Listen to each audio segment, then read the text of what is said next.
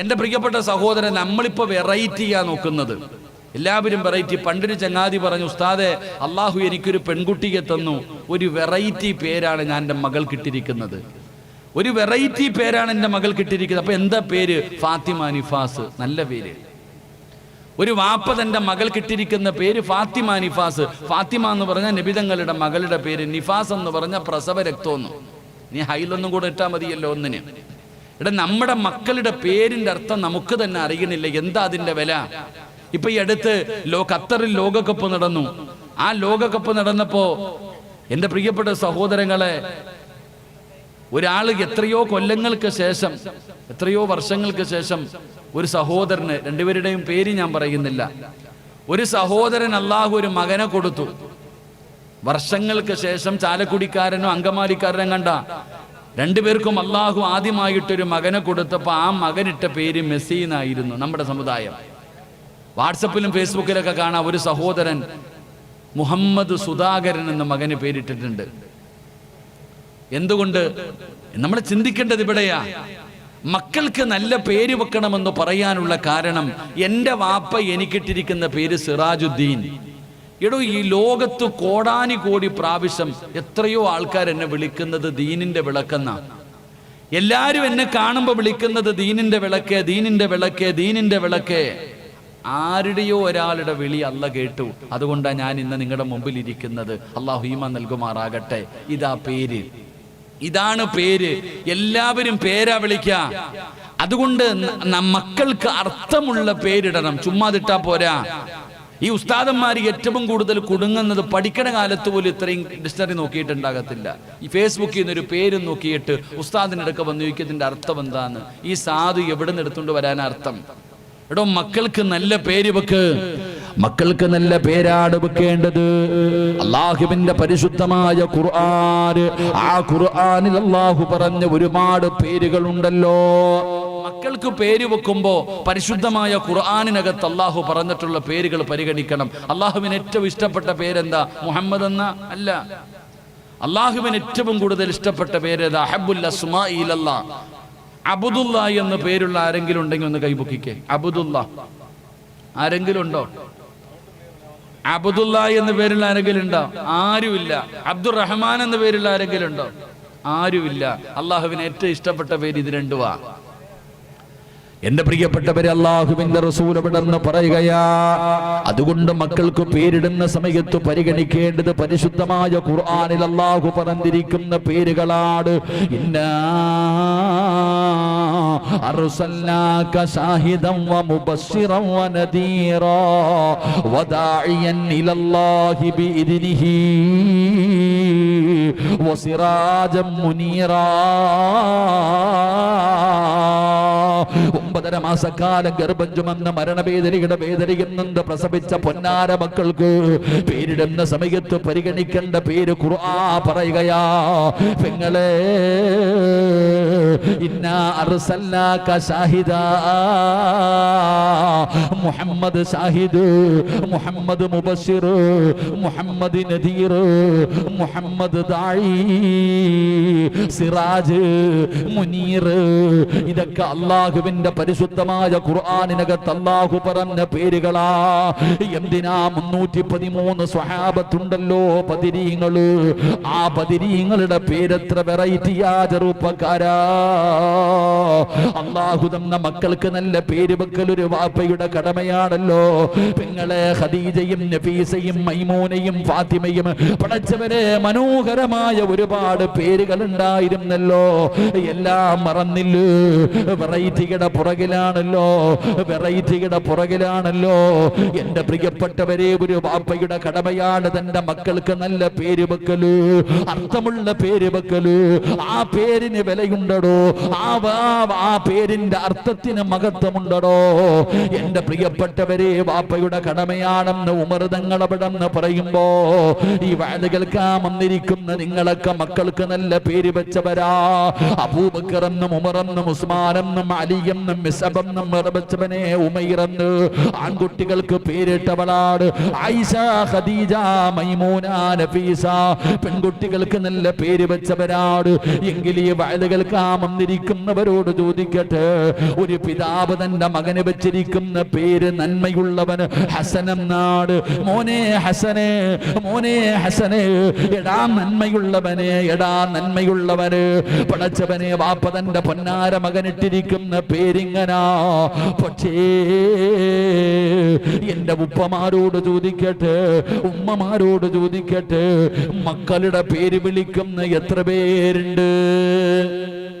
തൻ്റെ ഒരു വാപ്പ തൻ്റെ മകന് പേരിട്ടിരിക്കുന്നു മുഹമ്മദ് ഹസൻ, എടാ നന്മയുള്ളവൻ. വാപ്പ വിളിക്കുന്ന പേരെന്താ? മോനെ ഹസനെ എന്നല്ല വിളിക്കുന്നത്, മോനെ അക്കുവേ, മോനെ കുക്കുവേ, ഇങ്ങനെ വിളിക്കുകയാ. അല്ലാഹു ഈമാൻ തരുമാറാകട്ടെ.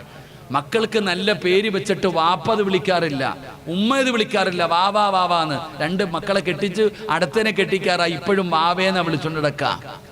എടാ മക്കൾക്ക് ഒരു വാപ്പയുടെ ദുആയോളം, ഒരു ഉമ്മയുടെ ദുആയോളം ഈ ലോകത്ത് ഒന്നിനുമില്ലടോ. ഒരു ഉമ്മ ദുആ ചെയ്തൊരു മകന് വേണ്ടി, ഒരു വാപ്പ ദുആ ചെയ്തൊരു മകന് വേണ്ടി, കണ്ണിന്റെ കാഴ്ച നഷ്ടപ്പെട്ടു പോയ മകന് ഉമ്മ ദുആ ചെയ്ത കാഴ്ച തിരിച്ചു വാങ്ങിച്ചു കൊടുത്തില്ലേ? മയ്യത്ത് കൊണ്ട് മരിച്ചുപോയ മകന് കരഞ്ഞു ദുആ ചെയ്തിട്ട് ആ ജീവിതം തിരിച്ചു വാങ്ങിച്ചു കൊടുത്തില്ലേ ഉമ്മ? എന്റെ പ്രിയപ്പെട്ട സഹോദരങ്ങളെ, ഒരു ഉമ്മായുടെ ദുആയോളം, ഒരു വാപ്പയുടെ ദുആയോളം ലോകത്ത് ഒന്നുമില്ലടോ. നിന്റെ മകന് നീ പേര് വെച്ചിട്ടുണ്ടെങ്കിൽ ആ പേര് നീ വിളിക്ക്. ആ പേരിന്റെ അർത്ഥം നിന്റെ മകന്റെ സ്വഭാവത്തിലുണ്ടാകും. അള്ളാഹു നമുക്ക് ഈമാൻ നൽകുമാറാകട്ടെ. അല്ലാതെ വല്ല മൃഗത്തിന്റെ പേര് വിളിച്ച അവൻ നാൽക്കാലിയെ പോലെ ആയി പോകും. നമ്മുടെ മക്കള് തലതിരിഞ്ഞു പോകും. എന്റെ പ്രിയപ്പെട്ട സഹോദരങ്ങളെ, നമ്മുടെ മക്കൾക്ക് നല്ല പേര് വെക്ക്.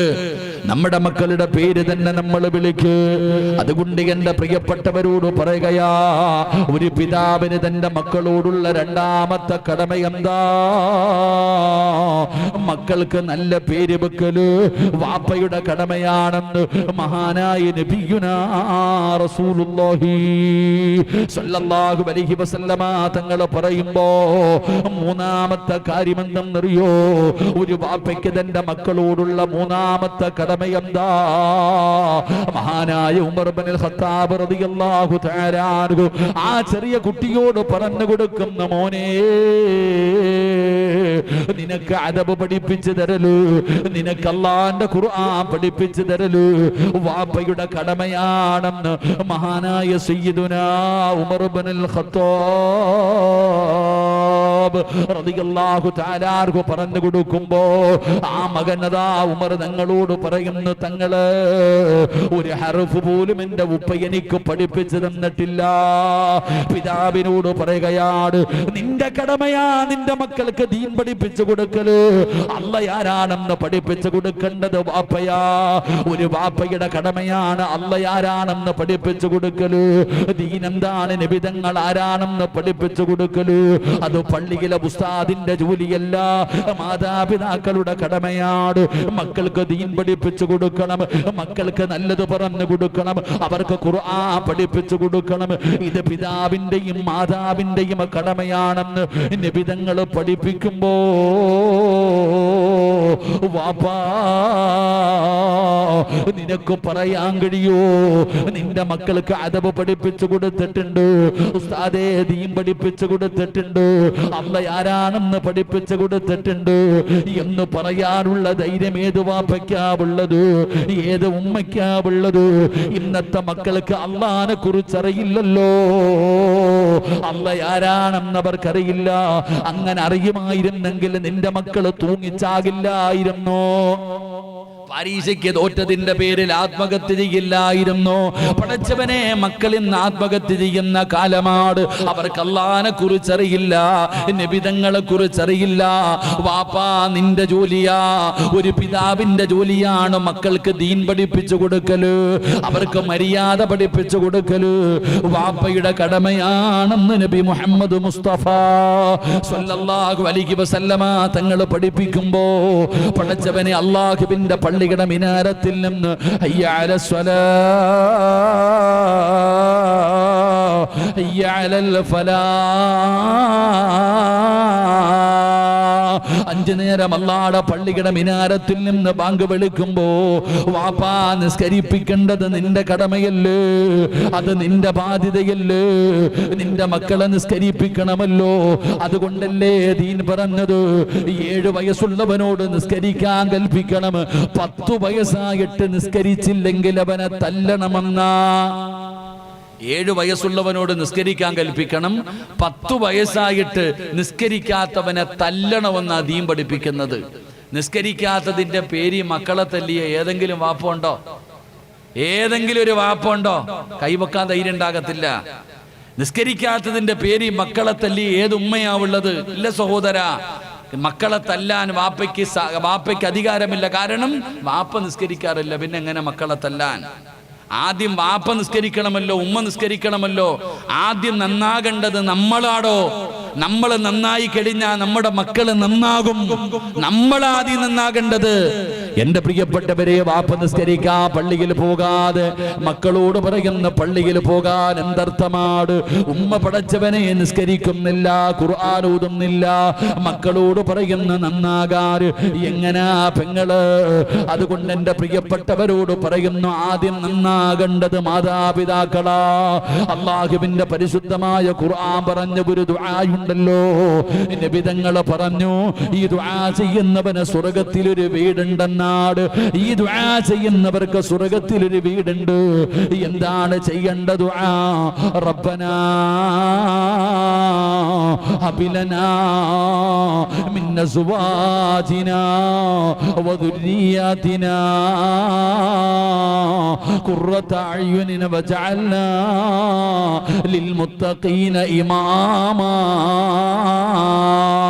ഒരു വാപ്പ ദുആ ചെയ്യണമല്ലോ, ഒരു വാപ്പ ദുആ ചെയ്യണമല്ലോ. എന്താണ് ദുആ ചെയ്യേണ്ടത്? റബ്ബനാ ഹബിലനാ മിൻ അസ്വാജിനാ വദുരിയാതിനാ ഖുർറത അയ്യുനിൻ. അല്ലാഹ്, എന്റെ ഭാര്യയെയും മക്കളെയും ദുനിയാവിലും ആഖിറത്തിലും ഉപകരിക്കുന്നവരാക്കണേ അല്ലാഹ്. എന്റെ കണ്ണിന് കുളിർമയുള്ളവരാക്കണേ അല്ലാഹ്. ഒരു വാപ്പ ദുആ ചെയ്യുകയാ, എന്റെ ഭാര്യയെയും എന്റെ മക്കളെയും എന്റെ കണ്ണിന് കുളിർമയുള്ളവരാക്കണം, അവരെ നീ നന്നാക്കണം. എന്നിട്ട് വാപ്പ അല്ലാഹുവോട് പറയുകയാ, അല്ലാഹ്, എന്റെ ഭാര്യയ്ക്കും എന്റെ മക്കൾക്കും മാതൃകയാകുന്ന, എന്റെ ഭാര്യയ്ക്കും എന്റെ മക്കൾക്കും മാതൃകയാകുന്ന ഒരു ഭർത്താവാക്കണം. എന്റെ ഭാര്യ കണ്ടുപഠിക്കേണ്ടത് തന്നെയാണ്, എന്റെ മക്കള് കണ്ടുപഠിക്കേണ്ടത് തന്നെയാണ്. ലിൽ മുത്തഖീന ഇമാമാ, അവർക്ക് ഇമാമത്ത് നിൽക്കാൻ അർഹതയുള്ള, എന്റെ ഭാര്യയ്ക്കും എന്റെ മക്കൾക്കും ഇമാമത്ത് നിന്ന് നിസ്കരിക്കാൻ അർഹതയുള്ള ഒരു മനുഷ്യനാക്കി എന്നെ മാറ്റണേ അല്ലാഹ് എന്ന് ദുആ ചെയ്യണേ എന്ന് പരിശുദ്ധമായ ഖുർആൻ പറയുമ്പോ പെങ്ങളെ പറയാൻ പറ്റുമോ? നിന്റെ പെൺമക്കൾക്ക് മാതൃകയുള്ള ഒരു ഉമ്മയാണെന്ന് ചങ്കൂറ്റത്തോടെ പറയാൻ ആത്മാർത്ഥമായി നെഞ്ചത്ത് കൈവച്ചിട്ട് എന്റെ പെൺകുട്ടികൾക്ക് എന്റെ ആൺകുട്ടികൾക്ക് മാതൃകയാകുന്ന ഒരു ഉമ്മയാണ് ഞാന്, എന്റെ മക്കൾക്ക് മാതൃകയാകുന്ന ഒരു വാപ്പയാണ് ഞാന് പറയാൻ കഴിയോ? പറയാൻ കഴിയോ? ഒരിക്കലും പറയാൻ കഴിയില്ല. അങ്ങനെ പറയാൻ കഴിയണമെങ്കിൽ ആദ്യം നമ്മൾ നന്നാകണം. നമ്മളെ കണ്ടാ നമ്മുടെ മക്കള് വളരുന്നത്, നമ്മളെ കണ്ടാ നമ്മുടെ മക്കള് പഠിക്കുന്നത്. പെങ്ങളെ, ചെറിയ പാല് കുടിക്കുന്ന മക്കളുള്ള വീടുകളുണ്ടല്ലോ. അല്ലാ, ഉമ്മമാര് നിസ്കരിച്ചു കൊണ്ടിരിക്കുമ്പോ ഈ ചെറിയ മക്കള് വന്നിട്ട് നിസ്കാരത്തിന്റെ മുസല്ലയിൽ വന്നിട്ട് ഉമ്മാടെ കൂടെ നിന്ന് നിസ്കരിക്കുന്ന പാല് കുടിക്കുന്ന മക്കളുണ്ടല്ലോ. ചെറിയ കുഞ്ഞുങ്ങള് നിസ്കരിക്കുന്നില്ലോ, ചെറിയ മക്കള് നിസ്കരിക്കുന്നില്ലോ. കാരണം ഉമ്മ നിസ്കരിക്കുന്നത് കണ്ടു വളരുന്ന മക്കളെങ്ങനാ? ഉമ്മമാര് നിസ്കരിക്കുന്നത്, വാപ്പമാര് നിസ്കരിക്കുന്നത് കണ്ടു വളരുന്ന മക്കൾ ഉമ്മാടെ കൂടെ നിസ്കരിക്കും, ചെറിയ പ്രായത്തിൽ പോലും. എന്റെ പ്രിയപ്പെട്ട സഹോദരങ്ങളെ, 5 നേരം അല്ലാഹുവിന്റെ പള്ളിയിൽ നിസ്കരിക്കാൻ പോകുന്ന വാപ്പ ഒരു ദിവസം പോയില്ലെങ്കിൽ മക്കൾ ചോദിക്കും, എന്തേ വാപ്പ പള്ളിയിൽ പോകാത്തെ? വാപ്പ എന്നെ കൂടെ കൊണ്ടുപോ പള്ളിയിൽ, ഞാനും വരട്ടെ നിസ്കരിക്കാൻ. പ്രായപൂർത്തിയാകാത്ത കുട്ടി ചോദിക്ക, ഞാനും വരട്ടെ നിസ്കരിക്കാൻ. സുബഹിക്ക് പള്ളിയിൽ നിസ്കരിക്കാൻ പോകുന്നത് വാപ്പയും മകനും കൂടെ. ഒരു വല്ലാത്ത കാഴ്ചയാണോ? പക്ഷെ ഇന്നില്ലല്ലോ. ഇന്ന് വാപ്പായും പോകുന്നില്ല, മക്കളും പോകുന്നില്ല. വാപ്പയ്ക്ക് മക്കളെ ഉപദേശിക്കാനുള്ള അർഹതയില്ലടോ. കാരണം വാപ്പ നിസ്കരിക്കാറില്ല, ഉമ്മ നിസ്കരിക്കാറില്ല. പിന്നെങ്ങനാ? എന്റെ പ്രിയപ്പെട്ട സഹോദരങ്ങളെ, സ്വന്തം മക്കളെ തെറ്റ് ചെയ്താൽ അത് തിരുത്തി കൊടുക്കാൻ ഇന്നത്തെ വാപ്പ തയ്യാറാകുന്നില്ലല്ലോ, ഉമ്മ തയ്യാറാകുന്നില്ലല്ലോ. തന്റെ മക്കളെ തെറ്റ് ചെയ്തു കഴിഞ്ഞാൽ ഇത് തെറ്റാണെന്ന് പറഞ്ഞു കൊടുക്കാൻ വാപ്പായ്ക്ക് സമയമില്ല, അതിനുള്ള അർഹതയില്ലാതെ പോകുന്നു. മഹാനായ നബിയിന റസൂലുള്ളാഹി സ്വല്ലല്ലാഹു അലൈഹി വസല്ലമ തങ്ങൾ പറഞ്ഞു, അള്ളാഹുവിന്റെ കോടതിയിൽ നശിച്ചവര് 3 വിഭാഗം. ഏറ്റവും വൃത്തികെട്ടവർ, അള്ളാഹുവിന്റെ കരുണ പോലും കിട്ടാത്ത, അള്ളാഹു കരുണ കാണിക്കാത്ത 3 വിഭാഗം ആൾക്കാരുണ്ട്. ആ 3 വിഭാഗത്തിൽ ഒരു വിഭാഗം പിതാവാ. ഏത് പിതാവ്? തന്റെ മക്കളും ഭാര്യയും തെറ്റ് ചെയ്യുന്നത് കണ്ടിട്ട് മിണ്ടാതെ നടക്കുന്നവൻ. സ്വന്തം ഭാര്യയും മക്കളും തെറ്റ് ചെയ്യുന്നത് കണ്ടിട്ട് അത് തിരുത്താത്ത വാപ്പ. നിനക്ക് എവിടെ തഴമ്പുണ്ടെങ്കിലും, നീ എത്ര ഹജ്ജ് ചെയ്തവനാണെങ്കിലും അള്ളാഹ് നിന്നെ വെറുതെ വിടത്തില്ല എന്ന് ആദരവായ പ്രവാചകൻ നബി മുഹമ്മദ് മുസ്തഫ സല്ലല്ലാഹു. നീ എത്ര വലിയ കൊലകൊമ്പനാണെങ്കിലും അള്ളാഹ് നിന്നെ വെറുതെ വിടൂല. കാരണം നീ തെറ്റ് കണ്ടിട്ട് തിരുത്താത്തവനാ. എന്റെ പ്രിയപ്പെട്ട സഹോദരങ്ങളെ, നമ്മൾ തിരുത്തി കൊടുക്കാൻ തയ്യാറാകുന്നില്ല. ഇപ്പൊ വയത് കഴിഞ്ഞു. എന്റെ പ്രിയപ്പെട്ട സഹോദരങ്ങളെ, ഇന്നത്തെ കുട്ടികളുടെ കോലം കണ്ടിട്ടുണ്ട്, മുടിയും വളർത്തി നടക്ക. ആണുവല്ല, എന്താ അവസ്ഥ എന്നറിയില്ല. കുട്ടികളുടെ മുടി വാപ്പ തിരുത്തി കൊടുക്കാൻ തയ്യാറാകുന്നില്ല. മക്കൾ ഔറത്ത് തുറന്നിട്ട് കൊണ്ട് നടക്കുന്നു. കീറിയ പാൻറ് വിട്ടുകൊണ്ട് ഇന്നത്തെ ചെറുപ്പക്കാര് നടക്ക. കീറിയ പാൻറ് വിട്ടുകൊണ്ട് നടക്കുന്നു. ഏത് വാപ്പയാ? ഇവിടെ മുട്ടുപൊക്കളിന്റെ ഇടയിലുള്ള ഭാഗം ആണിന്റെ ഔറത്താണെന്ന് അറിയുന്ന വാപ്പ തന്റെ മക്കൾ കീറിയ പാൻറ് വിട്ടുകൊണ്ട് നടക്കുമ്പോ പ്രതികരിക്കുന്നുണ്ടോ? ഒന്ന് ഉപദേശിക്കുന്നുണ്ടോ? വാങ്ങിച്ചു കൊടുക്കുന്നത് ആരാ? വാപ്പ. ഇന്നത്തെ കുട്ടികൾ ഔറത്ത് തുറന്നിട്ട് ആരാ? വാപ്പ എന്ന് പറഞ്ഞ ആരാ? വയത് കേൾക്കാൻ വന്നപ്പോ മുണ്ട് കൊടുത്തിരിക്കുന്നുണ്ട്. വയത് കേൾക്കാൻ വന്നപ്പോ വലിയ ഈമാനോടുകൂടി മുണ്ടൊക്കെ എടുത്ത് വളരെ ഈമാനോടുകൂടി ഇരിക്കുന്നുണ്ട്. വയത് കഴിഞ്ഞ് പോകുമ്പോ നോക്കണം, ഇറച്ചിക്കടയിൽ പോത്തിന്റെ കാല് തൂക്കിയിട്ടിരിക്കണ പോലെ വാപ്പ തുടയും കാണിച്ചിട്ട് റോഡിൽ കൂടെ നടന്നു പോകുന്ന, മുണ്ടും മടക്കി കുത്തിയിട്ട്. വയത് കഴിഞ്ഞ് ഇറങ്ങി പോകുമ്പോ ഈ മുണ്ടും മടക്കി കുത്തിയിട്ട് തൊടവരെ വയത് കേൾക്കാൻ വന്നവർക്ക് കാണിച്ചു കൊടുക്കുന്ന വാപ്പ. ദീൻ നമ്മൾ മനസ്സിലാക്കേണ്ടത് എവിടെയാ? എന്റെ പ്രിയപ്പെട്ടവരെ, പിന്നെ മക്കളെ കുറ്റം പറഞ്ഞിട്ട് കാര്യമുണ്ടോ? മക്കൾ നടക്കുന്ന കോലം എങ്ങനാ? അള്ളാഹു ഇന്നത്തെ ചെറുപ്പക്കാരുടെ ദാരിദ്ര്യം അള്ളാഹു മാറ്റി കൊടുക്കുമാറാകട്ടെ. ആമീൻ പറയടോ. ഒരു കീറിയ പാൻറ് വിട്ടിട്ട് അള്ളാഹു അവന്റെ വാപ്പയ്ക്ക് ഒരു നല്ല പാൻറ് വാങ്ങിച്ചു കൊടുക്കാനുള്ള മനസ്സെങ്കിലും അള്ളാഹു കൊടുത്തനുഗ്രഹിക്കുമാറാകട്ടെ. അവന്റെ വാപ്പ വലിയ മോലാളിയെ പോലെ നടക്ക, മോൻ കീറിയ പാൻറ് അരിച്ചിക്കാന്താ ചിരിക്കണേ? കീറിയ പാൻറ് വിട്ടുകൊണ്ട് നടക്കുന്നതോ പേടിയാടോ ഇന്നത്തെ കുട്ടികളുടെ അവസ്ഥ. പിന്നെ പെണ്ണുങ്ങളെ ഒന്നും പറയാതിരിക്കില്ല, അവരെ ഒന്നും പറയാൻ പറ്റത്തില്ല. എന്തെങ്കിലും പറഞ്ഞ അകത്തായി പോകും. അള്ളാഹു കാത്തിരക്ഷിക്കുമാറാകട്ടെ. പെണ്ണുങ്ങൾ എന്തെങ്കിലും പറയാൻ തന്നെ പേടിയാടോ. ഞാനൊരു 7-8 കൊല്ലം മുമ്പ് ഒരു പ്രസംഗം നടത്തി. പെണ്ണുങ്ങളെ തല്ലാൻ പറ്റുന്ന 5 സമയങ്ങളുണ്ട്. പെണ്ണുങ്ങളെ തല്ലാൻ പറ്റുന്ന 5 സമയങ്ങളുണ്ടെന്ന് ഞാൻ 8 കൊല്ലം മുമ്പ് പ്രസംഗിച്ചു. ഒരു പെറ്റി കേസ് പോലും ഇല്ലാത്ത എനിക്കിപ്പോൾ 29 കേസുണ്ട്. അള്ളാഹു കാത്തിരക്ഷിക്കുമാറാകട്ടെ. ആമീൻ പറ. അള്ളാഹു കാത്തിരക്ഷിക്കുമാറാകട്ടെ. ഈ ലൈവ് കൊണ്ടുള്ള ഉപകാരം അത് മാത്രമേ ഉള്ളൂ, വേറൊന്നുമില്ല. ഈ പ്രസംഗത്തിന്റെ ലൈവ് കൊണ്ടുള്ള ഉപകാരം അതാ. ഇപ്പൊ ഇങ്ങനെ കയറി ഇറങ്ങി നടക്കാം. ഉസ്താമാരൊക്കെ പ്രസംഗിക്കുമ്പോൾ നോക്കിയും കണ്ടും പറയണം കേട്ടോപ്പാ. പെണ്ണുങ്ങളെ ഒന്നും പറഞ്ഞേക്കരുത്, അവരെ എടിയെന്നൊന്നും വിളിക്കാൻ പാടില്ല. മഹതിമാരവരൊക്കെ. അല്ലാഹു അഅലം. പടച്ചോനെ ചിരിക്ക് തരാൻ ഞാൻ. അല്ലാഹു ഈമാൻ തരുമാറാകട്ടെ. ഇതൊക്കെ ഇന്നിങ്ങനെ പോട്ടെ ഇൻഷാ അല്ലാഹ്. നാളെ ഉണ്ടല്ലോ, നാളെ ലൈവ് ഇല്ലാതിരുന്ന അത്രയും നല്ലത്. അല്ലാഹു ഈമാൻ നൽകുമാറാകട്ടെ. എൻ്റെ പ്രിയപ്പെട്ട സഹോദരങ്ങൾ, നമ്മൾ മനസ്സിലാക്കണം, എന്തെങ്കിലും പറയാൻ പറ്റുമോ? എടാ, ഇന്നത്തെ മനുഷ്യന്മാരുടെ അവസ്ഥ എന്ത് നിസ്സാരമെന്നറിയോ? വാപ്പയും ഉമ്മയും ചിന്തിക്കേണ്ടത്, ഇപ്പൊ ഈ ഇരിക്കുന്ന പെണ്ണുങ്ങളോ ആൺകുട്ടികളൊക്കെ പെണ്ണുങ്ങളൊക്കെ, എടാ ഇന്നത്തെ കുട്ടികൾ രാത്രിയായ സായിപ്പിന്റെ നിക്കറിട്ടുണ്ട് അടക്കല്ലേ? കള്ളമുണ്ടെന്ന് പറഞ്ഞു നോക്കിയേ, എല്ലാം ഇത്രയുള്ള നിക്കറ് വിട്ടിട്ട് വെളിയിറങ്ങും. വീട്ടിൽ നടക്ക. ഈ ഇരിക്കുന്ന പെൺകുട്ടികൾ വീട്ടിൽ ചെന്ന് കഴിഞ്ഞാൽ നൈറ്റ് ഡ്രസ് പോലും തോറ്റുപോകുന്ന വസ്ത്രം ധരിച്ചുകൊണ്ട് നടക്ക. ആരുടെ മുമ്പിലൂടെ? പ്രായപൂർത്തിയായ സഹോദരന്റെ മുമ്പിലൂടെ. ജ്യേഷ്ഠൻ അനുജ പ്രായപൂർത്തിയായ പെങ്ങളുടെ മുമ്പിലൂടെ നിക്കറിട്ടുകൊണ്ട് നടക്ക. ഇത് വാപ്പ തെറ്റാണെന്ന് പറഞ്ഞു കൊടുക്കുന്നില്ല. ഇത് വാപ്പ തെറ്റാണെന്ന് പറയുന്നില്ല, ഉമ്മ തെറ്റാണെന്ന് പറയുന്നില്ല. ഇത് പറയുമ്പോൾ നിങ്ങൾ ചോദിക്കും, ഉസ്താദെ കൂടപ്പുറപ്പുകളല്ലേ, അവർക്കിപ്പോ എന്താ അങ്ങനെ എന്താ കൂടപ്പുറപ്പിനെ കാണാൻ പറ്റുമെന്ന് ആരാ പഠിപ്പിച്ചത് നിനക്ക്? എടാ, ഒരു സഹോദരന് സഹോദരിയുടെ ഔറത്ത് കാണാൻ പറ്റുമോ? ഒരു സഹോദരിക്ക് സഹോദരന്റെ ഔറത്ത് കാണാൻ പറ്റും. എന്തിനാ നിന്റെ ഉമ്മയുടെ ഔറത്തിന് കാണാൻ പറ്റുമോ? ഞാൻ ചോദിക്കുന്ന അവിടെ, ഒരു ഉമ്മയുടെ ഔറത്ത് മകന് കാണാൻ പറ്റുമോ? ഒരു വാപ്പയുടെ ഔറത്ത് മകൾക്ക് കാണാൻ പറ്റുമോ? നീ എന്താ വിചാരിച്ച മക്കള് നേരെയാകുന്ന ആരാ നിനക്ക് പഠിപ്പിച്ചെന്നേ? മക്കളെ വളർത്തേണ്ടത് എങ്ങനെന്നറിയോ? സെക്സ് പടം ഒരുമിച്ചിരുന്ന് കാണുന്ന വാപ്പായും ഉമ്മായില്ലേ? വാപ്പായും ഉമ്മായും കൂടപ്പുറപ്പുകൾ ഒരുമിച്ചിരുന്നിട്ട് കെട്ടിപ്പിടിച്ച് അരപ്പാവാടയിട്ട് ആടുന്നത് കാണുന്ന കാലമല്ലേ? മക്കള് നന്നാകുന്ന എങ്ങനാ? നിനക്കറിയോ അല്ലാന്റെ ഖുർആൻ എന്താ പറഞ്ഞെന്ന്? അള്ളാന്റെ ഖുർആൻ പറഞ്ഞെന്തെന്നറിയോ? 3 സമയങ്ങളിൽ 10 വയസ്സിന് താഴെ പ്രായമുള്ള മക്കള് വാപ്പാടെ ഉമ്മാടെയും റൂമിനകത്ത് കയറണമെങ്കിൽ അനുവാദം ചോദിക്കണം. 10 വയസ്സിന് താഴെ പ്രായമുള്ള മക്കള് മാതാപിതാക്കളുടെ ബെഡ്റൂമിൽ കയറണമെങ്കിൽ അനുവാദം ചോദിക്കണം 3 സമയം. ഞാൻ പറഞ്ഞതല്ല, അല്ല പറഞ്ഞതാ. ഉസ്താദന്മാരോട് ചോദിച്ചു നോക്ക്. ഖുർആൻ പറയുന്ന 3 സമയങ്ങളിൽ വാപ്പാടെയും ഉമ്മാടെയും ബെഡ്റൂമിനകത്ത് കയറണമെങ്കിൽ മക്കൾ അനുവാദം ചോദിച്ചിട്ട് കയറണം. എപ്പോഴാ 3 സമയം? 1 വെളുപ്പാങ്കാലം, സുബഹിക്ക് മുമ്പുള്ള സമയം. 2 ഉച്ചയ്ക്ക് ഭക്ഷണം കഴിച്ചിട്ട് കിടക്കുന്ന സമയം. 3 രാത്രിയിൽ. ഈ 3 സമയങ്ങളിൽ മക്കൾ ഓടിച്ചെല്ലരുത് ഉമ്മാടെ റൂമിൽ, വാപ്പാടെ റൂമിൽ.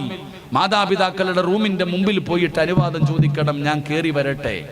ആര്? 55 വയസ്സുകാരനല്ല, 10 വയസ്സിന്റെ താഴെ പ്രായമുള്ള മക്കൾ. എന്തുകൊണ്ട് ഈ 3 സമയങ്ങളിൽ അനുവാദം ചോദിക്കേണ്ട കാര്യം എന്താ? അനുവാദം ചോദിക്കാതെ കയറരുത് മക്കൾ. ഞാൻ പറഞ്ഞതല്ല, അല്ല പറഞ്ഞതാ. എന്തേ കാരണം? ഈ 3 സമയത്തിന്റെ പ്രത്യേകത എന്താ? ഒരു ഉദാഹരണം പെട്ടെന്ന് മനസ്സിലാകാൻ ഞാൻ പറയാം. ഈ ആണുങ്ങളൊക്കെ രാത്രി കിടക്കുമ്പോൾ ഒരു മുണ്ടുടുത്തിട്ട് കിടന്നുറങ്ങും. നമ്മളൊക്കെ രാത്രി ഉറങ്ങുന്ന സമയത്ത് ഒരു മുണ്ടുടുത്തിട്ടാണ് കിടന്നുറങ്ങുന്നത്. വെളുപ്പാങ്കാലം 4 മണിക്ക് അല്ലെങ്കിൽ 5 മണിക്ക് ഉറക്കത്തിൽ നിന്ന് ചാടി എഴുന്നേക്കും. ആദ്യം തിരയേണ്ടത് ഈ ഉടുത്ത മുണ്ട. അല്ലാഹു ഈമാൻ തരുമാറാകട്ടെ. എന്തേ ആമിന എന്റെ മുണ്ടതോ കട്ടിലിനടി കിടക്കുന്ന മനുഷ്യടുത്തോ? അപ്പൊ നിങ്ങൾ ചിന്തിക്ക്, രാവിലെ 4 മണിക്കോ 5 മണിക്കോ നിന്റെ മക്കളെങ്ങാണ് അനുവാദം ചോദിക്കാതെ റൂമിനകത്ത് കയറി വന്ന കോവളം കടപ്പുറത്ത് സായിപ്പ് കിടക്കണവല്ല വാപ്പ കിടക്കണേ. ഉമ്മാടെ കാര്യം ഞാൻ പറയൂല. അള്ളാഹു കാക്കുമാറാകട്ടെ, അള്ളാഹ് കാക്കുമാറാകട്ടെ. എടാ, ഈ 10 വയസ്സുള്ള ഒരു പയ്യൻ വാപ്പാടെ ഔറത്ത് കണ്ട അവന് വല്ലതും തോന്നുമോ? തോന്നത്തില്ല. 50 വയസ്സുള്ളവന് തോന്നുമോ? തോന്നത്തില്ല. എന്നിട്ടും അല്ല പറഞ്ഞത് കാണണ്ടെന്നാ. സ്വന്തം ഉമ്മാടെ ഔറത്താണെങ്കിലും വാപ്പാടെ ഔറത്താണെങ്കിലും മക്കൾ കാണരുത്. അതാരോടാ പറയുന്നത്? കഥകടച്ചിട്ട് മകളെയും കൊണ്ട് കുളിപ്പരയിൽ കയറിയിട്ട് നഗ്നയായി കുടിക്കുന്ന ഉമ്മയോട്. അല്ലാഹു ഈമാൻ തരുമാറാകട്ടെ, അല്ലാഹു ഈമാൻ തരുമാറാകട്ടെ. നരിച്ചിക്ക് സ്വന്തം ഉമ്മാടെ ഔറത്ത് മക്കൾ കാണരുത്, വാപ്പയുടെ ഔറത്ത് മക്കൾ കാണരുത്. പിന്നല്ലേ ബാക്കിയുള്ളവരുടെ അവസ്ഥ? മക്കളെ വളർത്തേണ്ടത് ഇങ്ങനെ. കാരണം ഈ കൊച്ചുകുട്ടികൾ ഇത് കണ്ടു വളർന്നു കഴിഞ്ഞാൽ ഭാവിയിൽ അത് ദോഷം ചെയ്യും മക്കൾക്ക്. ഇങ്ങനെ വേണം മക്കളെ വളർത്താൻ, ഇങ്ങനെ വേണം കുട്ടികളെ വളർത്താൻ. അല്ലാതെ വളർന്നതിന് ശേഷം കിടന്ന് ദുആ ചെയ്തിട്ട് നിലവിളിച്ചിട്ട് കാര്യമൊന്നുമില്ല. അത് നന്നാക്കാൻ പറ്റേണ്ട സമയത്ത് ചെയ്യണം, അത് നന്നാക്കേണ്ട സമയത്ത് നന്നാക്കണം. അതുകൊണ്ട് എന്റെ പ്രിയപ്പെട്ട മാതാപിതാക്കളോട് പറയുകയാ, പാപ്പാ നീ ഹാജിയാരാ, ഹജ്ജ് ചെയ്തവരാ, നിസ്കരിക്കുന്നവനാ. പക്ഷേ നിന്റെ പ്രിയപ്പെട്ട ഭാര്യ മഗ്രിബ് കഴിഞ്ഞ് സീരിയൽ കണ്ടുകൊണ്ടിരിക്കുന്നവളാണ്. നീ ഇശാ കഴിഞ്ഞ് വീട്ടിലേക്ക് ചെല്ലുമ്പോ അവള് ടിവിയുടെ ഫ്രണ്ടിലിരുന്ന് കരയുകയാ. ഹറാമല്ലേ, പാപമല്ലേ, നിനക്കറിയില്ല ബാപ്പാ. തിരുത്തി കൊടുത്തില്ലെങ്കിൽ അല്ലാഹു നിന്നെ വെറുതെ വിടത്തില്ലെന്ന് നബി മുഹമ്മദ് മുസ്തഫ സല്ലല്ലാഹു അലൈഹി വസല്ലമ തങ്ങൾ പറയുമ്പോ തെറ്റാടോ? അത് പറയണം ബാപ്പാ. വാപ്പാ, നീ ആണാണല്ലോ, നിന്റെ ഭാര്യക്കും നിന്റെ മക്കൾക്കും ചെലവിന് കൊടുക്കുന്നത് നീയാണല്ലോ.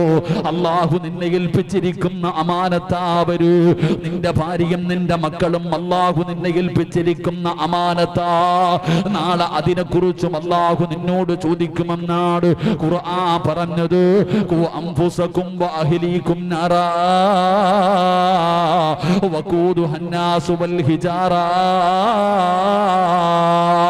നരകത്തിൽ നിന്ന് നീ ഒറ്റയ്ക്ക് രക്ഷപ്പെടാനല്ല, നീ നിന്റെ ഭാര്യയെ രക്ഷപ്പെടുത്തണേ, നിന്റെ മക്കളെ രക്ഷപ്പെടുത്തണേ, അവരെ കൂടെ സ്വർഗത്തിൽ കൊണ്ടുപോകണേ എന്ന് അല്ലാഹുവിന്റെ പരിശുദ്ധമായ ഖുർആൻ പറയുമ്പോ എന്റെ ഉമ്മമാരോട് പറയുന്ന വാപ്പമാരോട് പറയുകയാ, മക്കളല്ല നന്നാകേണ്ടത്, നാട്ടുകാരല്ല നന്നാകേണ്ടത്, ആദ്യം നന്നാകേണ്ടത് വാപ്പയും ഉമ്മയുമാ. നിങ്ങള് നന്നായാ മക്കള് നന്നാകും ബാപ്പാ, മക്കള് നന്നാകും ഉമ്മ. ഇല്ലെങ്കിൽ നിന്റെ നിന്റെ കുടുംബം തന്നെ തകർന്നു പോവുകയാ. അതുകൊണ്ട് ഉമർ ഇബ്നുൽ ഖത്താബ് റളിയല്ലാഹു തആല അവിടെന്ന് പറയുകയാ, മാതാപിതാക്കൾക്ക് മക്കളോടുള്ള മൂന്നാമത്തെ കടമ അവനാരാ അല്ലാഹയെ കുറിച്ച് പഠിപ്പിച്ചു കൊടുക്കൂ, നബിതങ്ങളെ കുറിച്ച് പഠിപ്പിച്ചു കൊടുക്കൂ, ദീനിന്റെ ശിആറുകൾ പഠിപ്പിച്ചു കൊടുക്കൂ. മക്കളെ കൊണ്ടുവന്ന് പണം കൊടുത്ത് ഏതെങ്കിലും വലിയ സ്കൂളിൽ കൊണ്ടുവിട്ടാ മക്കള് നന്നാകില്ല. മക്കള് നന്നാകണമെങ്കിൽ എന്റെ പ്രിയപ്പെട്ടവരെ മക്കളുടെ പുറകെ നടക്കണം ബാപ്പാ. മക്കളെ കൊണ്ടുവന്ന് ഏറ്റവും കൂടുതൽ പണം കൊടുത്ത് പഠിപ്പിക്കുന്ന സ്കൂളിൽ വിട്ടാ പോരാ. ആ മക്കളെ സ്കൂളിൽ പോകുന്നുണ്ടോ, അവര് പഠിക്കുന്നുണ്ടോ, അവരുടെ കൂട്ടുകാരാരാ, അവരെ കുറിച്ച് പഠിക്കണം ബാപ്പാ. ആ മക്കളുടെ ഏറ്റവും വലിയ കൂട്ടുകാരാരാണെന്ന് നിങ്ങൾ പഠിക്കണേ. കാരണം ഇന്ന് ഏറ്റവും കൂടുതൽ മയക്കുമരുന്നും കഞ്ചാവും ഒക്കെ വിൽക്കുന്നത് സ്കൂളുമായി ബന്ധപ്പെട്ട സ്ഥലങ്ങളിലാ. അതുകൊണ്ട് നിങ്ങളുടെ മക്കളെ ട്യൂഷന് പോകുന്നുണ്ടോ, അവര് കൃത്യസമയം സ്കൂളിൽ എത്തുന്നുണ്ടോ, ഇതിനെ കുറിച്ച് അന്വേഷിക്കണമല്ലോ. അത് മാത്രമല്ല മക്കളോട് സംസാരിക്കണമല്ലോ, അവർക്ക് വേണ്ടി ദുആ ചെയ്യണമല്ലോ. എന്റെ മക്കളെ നന്നാക്കി തരണേ എന്ന് റബ്ബിനോട് ദുആ ചെയ്യണമല്ലോ. അത് മാത്രമല്ല ദീനിന്റെ ശിആറുകൾ നിന്റെ മക്കൾക്ക് പഠിപ്പിച്ചു കൊടുക്കണം ബാപ്പാ. നിസ്കരിക്കാൻ പറഞ്ഞു കൊടുക്കണം. പടച്ചവനെ ദീനിന്റെ ശിആറുകൾ നിന്റെ മക്കൾക്ക് പറഞ്ഞു കൊടുക്കണം. അങ്ങനെയാണ് മക്കളെ നന്നാക്കേണ്ടത്. ഒരു വാപ്പയും ഉമ്മയും നന്നായാ മക്കൾ എങ്ങനെയാകുമെന്നറിയോ? ഒരു വാപ്പയും ഉമ്മയും നന്നായാൽ മക്കൾ ആരാകുമെന്നറിയോ? വാപ്പയും ഉമ്മയും നന്നായാ മക്കൾ എത്ര വലിയ പദവിയിലെത്തുമെന്നറിയോ? ഒരു ചരിത്രം പറഞ്ഞിട്ട് ഞാൻ ദുആ ചെയ്യാ. എങ്ങനെയാണ് മക്കളെ വളർത്തേണ്ടത്? എങ്ങനെയാണ് മക്കളെ വളർത്തേണ്ടത്? ഒരു വാപ്പ വളർത്തിയല്ലോ, ഒരു ഉമ്മ വളർത്തിയല്ലോ. വാപ്പയും ഉമ്മയും മക്കളെ വളർത്തിയപ്പോ ആ മക്കൾ ആരായെന്നറിയോ? ഞാനൊരു കുടുംബത്തെ കുറിച്ച് പറഞ്ഞു തരാ. എങ്ങനെയാണ് മക്കളെ വളർത്തേണ്ടത്, എങ്ങനെയാണ് മക്കളെ വളർത്തേണ്ടത് എന്ന് ഞാനൊരു ചരിത്രം പറഞ്ഞു തരാ. ഇങ്ങനെയാണ് മക്കളെ വളർത്തേണ്ടത്. ഇതുപോലെ വേണം മാതാപിതാക്കൾ മക്കളെ വളർത്താറ്. എങ്ങനെയാ വളർത്തേണ്ടത്? ആരാണെന്നറിയോ? ഈ വാപ്പയെയും ഉമ്മയെയും മകളെയും നിങ്ങളൊന്ന് വിലയിരുത്തടോ. ഇതിലാരാണ് വിജയിച്ചവരെന്ന് പറയാൻ കഴിയോ? ഇതിലാരാണ് ജയിച്ച ആളെന്ന് പറയാൻ കഴിയോ? പരസ്പരം തോറ്റുകൊടുക്കാൻ മനസ്സില്ലാതെ മത്സരിച്ച 3 പേരെ ഞാൻ നിങ്ങൾക്ക് പരിചയപ്പെടുത്താം. ആരാ? മഹാനായ ആദരവായ പ്രവാചകൻ നബി മുഹമ്മദ് മുസ്തഫ സല്ലല്ലാഹു അലൈഹി വസല്ലമ തങ്ങൾ. പെങ്ങളെ ഒരു ചരിത്രം പറഞ്ഞു തരാ. എങ്ങനെയാണ് ഒരു ഉമ്മ തന്റെ മക്കളെ വളർത്തേണ്ടത്, ഒരു വാപ്പ എങ്ങനെയാണ് തന്റെ മക്കളെ വളർത്തേണ്ടത് എന്ന് ചരിത്രം പറഞ്ഞു തരട്ടെ. അല്ലാഹുവിന്റെ പ്രവാചകൻ സല്ലല്ലാഹു അലൈഹി വസല്ലമ തങ്ങൾ, അല്ലാഹുവിന്റെ പ്രവാചകൻ വിവാഹം കഴിക്കുന്നത് 40 വയസ്സുള്ള ഖദീജയാ. നബി തങ്ങൾക്ക് 25 വയസ്സ്, ഖദീജ ബീവിക്ക് 40 വയസ്സ്. 40 വയസ്സുള്ള ഖദീജ എന്ന് പറയുന്ന ആ മഹദിയ നബി തങ്ങൾ എന്ന 25 വയസ്സുള്ള നബി തങ്ങളെ വിവാഹം കഴിക്കുകയാ. നബി തങ്ങളെക്കാൾ 15 വയസ്സ് കൂടുതലാ. നബി തങ്ങൾക്ക് 25 വയസ്സ്, ഖദീജ ബീവിക്ക് 40 വയസ്സ്. പടച്ചറപ്പേ, നബിതങ്ങൾക്ക് 35-ാമത്തെ വയസ്സിലാ ഫാത്തിമ എന്ന് പറയുന്ന മുന്നുമോള് ജനിക്കുന്നത്. ഫാത്തിമ എന്ന് പറയുന്ന പൊന്നുമോള് ജനിക്കുന്നത് നബിതങ്ങളുടെ 35-ാമത്തെ വയസ്സിലാ. പടച്ചറപ്പേ, ഫാത്തിമയെ കാണുന്നവര് പറയുന്ന ഒരേ ഒരു വാക്കെന്തെന്നറിയോ? ഉപ്പാന്റെ മോളാ, ഉപ്പാന്റെ മോളാ. കാരണം നബിതങ്ങളെ വരച്ചു വെച്ചതുപോലെയാ ഫാത്തിമ ഇരിക്കുന്നത്. നടത്തം അങ്ങനെ തന്നെയാണ്. ഫാത്തിമ വരുന്നത് കണ്ടാ നബിതങ്ങൾ വരുന്നത് പോലെയാണ്. ഫാത്തിമ ചിരിക്കുന്നത് നബിതങ്ങളെ ചിരിക്കുന്നത് പോലെയാണ്. എല്ലാവരും പറയും ഉപ്പാന്റെ മകളാ. ഖദീജ ബീവിക്ക് ഫാത്തിമാനെ വല്ലാത്ത ഇഷ്ടമാണ്. എന്റെ പ്രിയപ്പെട്ട പെങ്ങളെ, ഖദീജ ബീവി റളിയല്ലാഹു തആല അൻഹാ ഫാത്തിമ എന്ന് പറയുന്ന പൊന്നുമോളെ വളർത്തുകയാണ്, നല്ലതുപോലെ വളർത്തുകയാ. അവസാനം റബ്ബേ ഒരു ദിവസം അല്ലാഹുവിന്റെ പ്രവാചകൻ സ്വല്ലല്ലാഹു അലൈഹി വസല്ലമ തങ്ങള് തന്റെ വീട്ടിലേക്ക് കടന്നു വരുമ്പോ ഖദീജ ബീബി റളിയല്ലാഹു തആല അൻഹാ 65 വയസ്സുണ്ട്. ഖദീജ ബീബിക്ക് 65 വയസ്സായപ്പോ ഖദീജ എന്ന ഉമ്മയുണ്ടല്ലോ വീടിന്റെ മുറ്റത്തിങ്ങനെ വീടിന്റെ മുമ്പിൽ ഇങ്ങനെ കുളിച്ചൊരുങ്ങിയിട്ട് നിൽക്കുകയാ.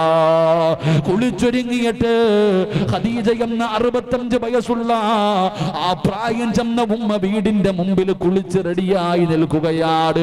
നബിതങ്ങൾ കടന്നു വന്നു. ചിരിക്കുന്ന മുഖത്തോടെ നബിതങ്ങളെ സ്വീകരിക്കുകയാണ്. അല്ലാഹുവിന്റെ പ്രവാചകൻ വീടിനകത്ത് കയറി വന്നു. ഖദീജ ബീബി റളിയല്ലാഹു തആല അൻഹാ അവിടുന്ന് കഴിക്കാൻ ഭക്ഷണം കൊടുത്തു. 65 വയസ്സുള്ള ഖദീജ ബീബി അല്ലാഹുവിന്റെ പ്രവാചകൻ സ്വല്ലല്ലാഹു അലൈഹി വസല്ലമ തങ്ങൾക്ക് അവിടുന്ന് കഴിക്കാൻ ഭക്ഷണം കൊടുത്തു. എന്നിട്ട് നബി തങ്ങളോട് ചോദിക്കുകയാ, യാ റസൂലല്ലാഹ്, അല്ലാഹുവിന്റെ നബിയേ, ഞാൻ അവിടുത്തെ മടിയിലൊന്ന് തലവെച്ച് കിടക്കട്ടെ നബിയേ? അല്ലാഹുവിന്റെ റസൂലിന്റെ മടിത്തട്ടില് തലവെച്ച് കിടക്കുകയാ. നബി തങ്ങൾ അനുവാദം കൊടുത്തു. 25 വയസ്സുകാരിയല്ല, 35 വയസ്സുകാരിയല്ല, 45കാരിയല്ല, 55കാരിയല്ല, 65 വയസ്സുള്ള ഉമ്മയായ ഖദീജ ബീബി റളിയല്ലാഹു തആല അൻഹ തന്റെ പ്രിയപ്പെട്ട ഭർത്താവിന്റെ മടിത്തട്ടില് തലവെച്ച് കിടക്കുകയാണ്. എന്നിട്ട് നബി തങ്ങളുടെ മുഖത്ത് നോക്കി ചിരിക്കുകയാ. അല്ലാഹുവിന്റെ റസൂൽ ചോദിക്കുന്നു, ഖദീജ, എന്തേ ഖദീജ എന്നെ നോക്കി ചിരിക്കുന്നത് എന്തേ ഖദീജ? യാ റസൂലല്ലാഹ്, എന്തൊരു സൗന്ദര്യമാണ് നബിയേ, എന്തൊരു പ്രകാശമാണ് നബിയേ. എന്റെ പ്രിയപ്പെട്ടവരെ, 65കാരി നിബിതങ്ങൾ എന്ന ഭർത്താവിന്റെ മുഖത്ത് നോക്കിയിട്ട് പറയുകയാ, ഇത് ഈ നാട്ടിലെ പെണ്ണിന് തിരിയൂല, ഇത് ഈ നാട്ടിലെ പ്രായമുള്ളവർക്ക് തിരിയൂല. കാരണം പ്രായം ചെന്നാൽ വാപ്പയും ഉമ്മയും 2 റൂമിലാ. ഇന്ന് 40 കഴിഞ്ഞ 50 കഴിഞ്ഞാൽ രണ്ടുപേരും കിടക്കുന്നത് വേറെ വേറെ റൂമിലാണ്. ഒരുമിച്ച് കിടക്കാറില്ലല്ലോ, ഒരുമിച്ച് കിടക്കാറില്ലല്ലോ. ഒരുമിച്ച് കിടക്കേണ്ടത് അപ്പോഴാ വാപ്പാ. പ്രായം ചെല്ലുന്ന സമയത്താണ് നീ നിന്റെ ഭാര്യയുടെ കൂടെ കിടക്കേണ്ടത്. പെങ്ങളെ, വികാരം തീർക്കാൻ മാത്രമല്ല കല്യാണം കഴിക്കേണ്ടത്. പ്രായം ചെന്ന മുടി നരച്ചു പോയ ഭർത്താവിന്റെ കൂടെ കിടക്കേണ്ടത് മരണത്തിന്റെ സമയത്താ, അല്ലാതെ ആരോഗ്യമുള്ള സമയത്ത് മാത്രമല്ല, യുവത്വത്തിന്റെ സമയത്ത് മാത്രമല്ല. 65കാരിയായ ഖദീജ ബീബി റളിയല്ലാഹു തആല അൻഹ നബി തങ്ങൾ എന്ന ഭർത്താവിന്റെ മടിത്തട്ടില് തലവെച്ച് കിടന്നിട്ട് നബി തങ്ങളോട് പറയുന്നു, എന്ത് ഗ്ലാമറാ നബിയേ, എന്ത് സൗന്ദര്യമാ നബിയേ. ഖദീജ, 25 കൊല്ലമായില്ലേ, 25 കൊല്ലമായില്ലേ, 25 വർഷമായിട്ട് കാണുന്നതല്ലേ ഖദീജ? അല്ലാഹുവിന്റെ പ്രവാചകൻ ഖദീജയോട് മറുപടി പറയുകയാ, എന്റെ പ്രിയപ്പെട്ട പെങ്ങള് ഖദീജ ബീബി റളിയല്ലാഹു തആല അൻഹ അല്ലാഹുവിന്റെ പ്രവാചകന്റെ മടിത്തട്ടിൽ കിടന്നിട്ട് നബി തങ്ങളോട് പറയുന്നു, യാ റസൂലല്ലാഹ്, നബിയേ, ഫാത്തിമാനെ നല്ലതുപോലെ നോക്കടേ നബിയേ. ഒരു ഉമ്മയുടെ ആവശ്യമുള്ള സമയമാ, ഒരു ഉമ്മയുടെ സ്നേഹം കിട്ടേണ്ട സമയമാ. ഫാത്തിമാനെ നല്ലതുപോലെ നോക്കണം. എന്റെ പൊന്നുമോളെ തല്ലരുത്, എന്റെ പൊന്നുമോളെ വേദനിപ്പിക്കരുത്. ഖദീജ ബീബി റളിയല്ലാഹു തആല അൻഹ അല്ലാഹുവിന്റെ പ്രവാചകന്റെ മടിത്തട്ടിൽ കിടന്നിട്ട് നബി തങ്ങളോട് പറയുന്നു, യാ റസൂലല്ലാഹ്, നമ്മൾ രണ്ടുപേരും ജീവിക്കാൻ തുടങ്ങിയിട്ട് 25 വർഷമായി നബിയേ. എന്റെ മരണമെടുത്തു നബിയേ, എന്റെ മരണമെടുത്തു നബിയേ. 25 വർഷമായി നമ്മൾ ഒരുമിച്ച് ജീവിക്കുകയാ. എന്റെ ഭാഗത്ത് നിന്ന് എന്തെങ്കിലും ഒരു തെറ്റ് വന്നിട്ടുണ്ടെങ്കിൽ എനിക്ക് പൊരുത്തപ്പെട്ട് തരണേ നബിയേ. 25 വർഷത്തിന്റെ ഇടയിൽ എന്തെങ്കിലും ഒരു പാപം അങ്ങയുടെ മനസ്സ് വേദനിക്കുന്ന എന്തെങ്കിലും ഒരു കാര്യം എന്റെ ഭാഗത്ത് നിന്ന് വന്നു പോയിട്ടുണ്ടെങ്കിൽ എനിക്ക് പൊരുത്തപ്പെട്ടു തരണമെന്ന് പറഞ്ഞുകൊണ്ട് അള്ളാന്റെ റസൂലിനോട് ഖദീജ എന്ന ഭാര്യ അവിടെ നിന്ന് പൊരുത്തം ചോദിക്കുമ്പോ നബി തങ്ങൾ വാപൊത്തുകയാ. ഖദീജ നീ പൊരുത്തം ചോദിക്കല്ലേ ഖദീജ, പറയാനൊരു പരാതിയുമില്ല. പെങ്ങളെ ആരാണ് ഖദീജ എന്നറിയോ? ഖദീജാനെ പോലെ ഒരു പ്രതിഫലം ലോകത്തൊരു പെണ്ണിനും കിട്ടൂല. അല്ലാഹു ഖദീജ ബീബി റളിയല്ലാഹു തആല അൻഹയ്ക്ക് അല്ലാഹു സ്വർഗ്ഗത്തിൽ കൊടുക്കുന്ന പ്രതിഫലം ഖിയാമത്ത് നാൾ വരെയുള്ള ഒരു പെണ്ണിനും കിട്ടൂല. മുത്തുകൊണ്ടുണ്ടാക്കിയ ഒരു കൊട്ടാരമാ ഖദീജക്ക് അല്ലാഹു കൊടുക്കുന്നത്. മുത്തുകൊണ്ടുണ്ടാക്കിയ ഒരു കൊട്ടാരം അല്ലാഹു ഖദീജ ബീവിക്ക് കൊടുക്കും. പെങ്ങള് എന്തിനാണെന്നറിയോ?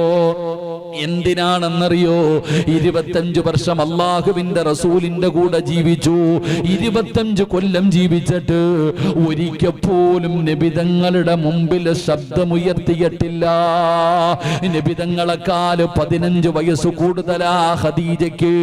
ഒരിക്കൽ പോലും നബിതങ്ങളുടെ മുമ്പിൽ ശബ്ദമുയർത്തി സംസാരിച്ചിട്ടില്ല. ഭർത്താവ് എപ്പോഴും പറയും, നിന്റെ നാവിന് വല്ലാത്ത നീളമാ പടച്ചറബേ. നബി തങ്ങൾ പറയുന്നു, ഖദീജ പരാതിയില്ല, യാത്ര പറയല്ലേ, എന്നെ വിട്ടു പോകുകയാണോ ഖദീജ? ഖദീജ ബീബി പിരിയുന്ന സമയത്ത് നബി തങ്ങൾ കരയുകയാ, അള്ളാന്റെ റസൂല് കരയുകയാ. എനിക്ക് നിന്നെ കുറിച്ചൊരു പരാതിയുമില്ലെന്ന് നബി തങ്ങൾ പറഞ്ഞപ്പോ ഖദീജ ബീബി റളിയല്ലാഹു തആല ചാടി എഴുന്നേൽക്കുകയാണ്. നബി തങ്ങളെ കെട്ടിപ്പിടിച്ചു, അവിടെന്ന് ചുംബനം കൊടുത്തു. എന്നിട്ട് അള്ളാന്റെ റസൂൽ എന്ന ഭർത്താവിന്റെ ചെവിയില് ചുണ്ട് ചേർത്ത് വെച്ചിട്ട് ചോദിക്കുന്നു, യാ റസൂലല്ലാ, 3 ആഗ്രഹമുണ്ട് നബിയെ, സാധിപ്പിച്ചു തരുവോ? ഖദീജയ്ക്ക് 3 ആഗ്രഹമുണ്ട്, സാധിപ്പിച്ചു തരുവോ? നബി തങ്ങൾ ചോദിക്കുന്നു, എന്തേ ഖദീജ? യാ റസൂലല്ലാഹ്,